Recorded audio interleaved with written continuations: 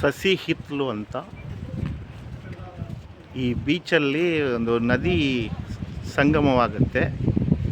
ನಾನಿರೋದು ಈ ಒಂದು ಸಂಗಮವಾಗುವ ಸ್ಥಳದ ಸೀ ವಾಕಲ್ಲಿದ್ದೇನೆ.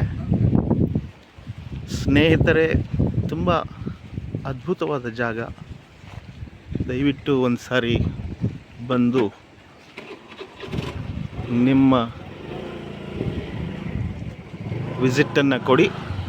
ತುಂಬ ಖುಷಿಯಿಂದ ಈ ಎಲ್ಲ ಒಂದು ಸೀ ವಾಕನ್ನು ನೀವು ಅನುಭವಿಸ್ಬೋದು. ಗೆಳೆಯರೇ, ಮರಿಬೇಡಿ, ಇದು ಸಸಿ ಹಿತ್ಲು, ಮಂಗಳೂರು ಬೀಚ್, ಮುಕ್ಕ ಸೂರತ್ಕಲ್.